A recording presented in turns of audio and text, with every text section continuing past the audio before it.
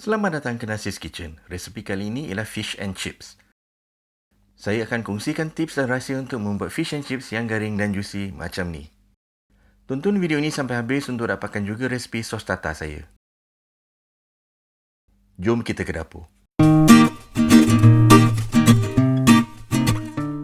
Fish and chips yang baik bermula dengan ikan yang elok. Secara tradisinya, hanya ikan berisi putih seperti cod, haddock dan plaice sahaja yang digunakan. Untuk resepi hari ini, saya akan menggunakan ikan dori yang kini senang didapati di pasaran tempatan. Kita mulakan dengan penyediaan sadutan tepung atau batter untuk ikan. Campurkan 100 gram tepung jagung, 100 gram tepung beras,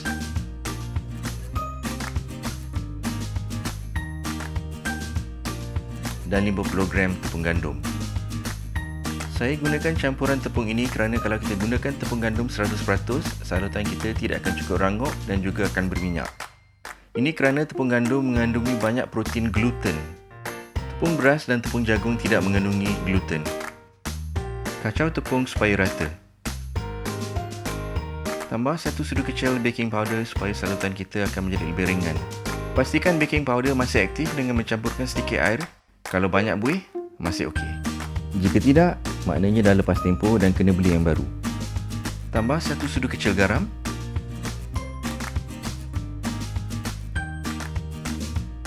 Pukul 1 biji telur dan tambahkan ke tepung.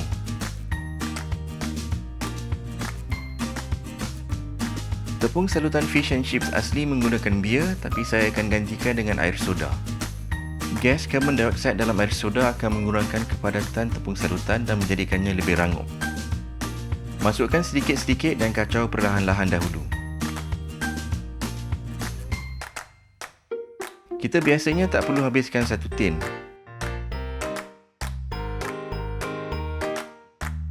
Hati-hati, jangan terlebih air. Bila dah pekat macam ni, berhenti mengacau dan ketepikan.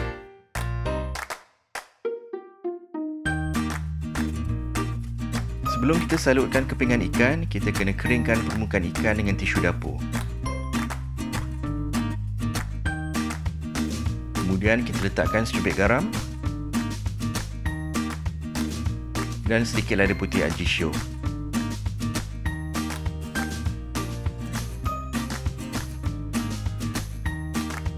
Sebelum kita celupkan ikan dalam campuran tepung, salutkan dengan tepung jagung dahulu.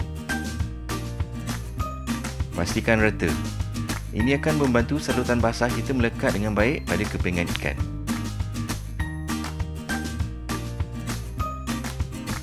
Ulang untuk kepingan ikan yang lain. Panaskan minyak. Pastikan sekurang-kurangnya 1.5 cm minyak ada di dalam kuali. Kalau minyak tak cukup, hasilnya kurang baik kerana minyak akan cepat sejuk bila kita masukkan ikan. Sekarang kita celupkan ikan ke dalam campuran tepung kita tadi. Pastikan sadutan rata.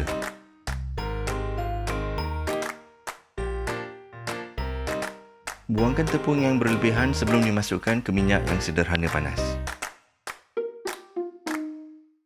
Jangan masuk terlalu banyak dalam satu kuali. Ini akan menjejaskan suhu minyak dan juga hasil gorengan.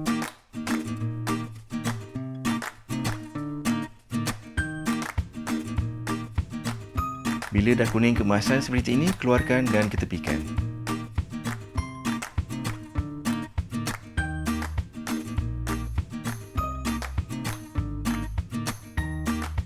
Sekarang kita masak chips ataupun kentang pula. Saya gunakan kentang crinkle cut frozen seperti ini kerana lebih mudah. Kalau nak resipi untuk kentang goreng homemade yang lebih sedap tapi rumit, tinggalkan komen di ruangan komen dan saya akan buat video khusus untuk kentang goreng. Saya akan huraikan jenis kentang, proses pembersihan, rebusan, goreng dan sebagainya. Bila dah kuning keemasan macam ni, dah boleh keluarkan. Seelok-eloknya masak ikan dan kentang serentak seperti di kedai fish and chips, kerana jika dibiarkan lama, sadutan ikan akan hilang garingnya.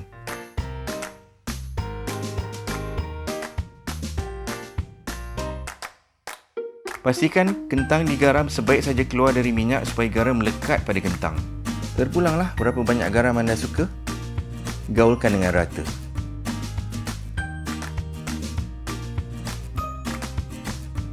Akhir sekali untuk sos tartar, 3 sudu besar mayones,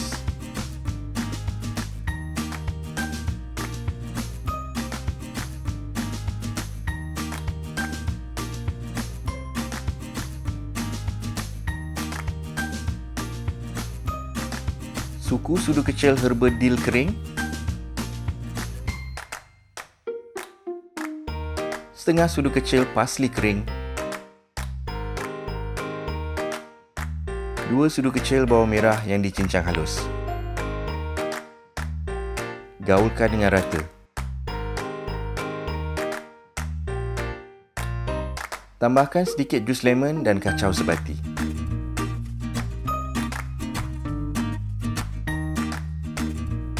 Sekarang tiba masa untuk kita hidangkan ikan, kentang, sos tartar dan juga kacang peas.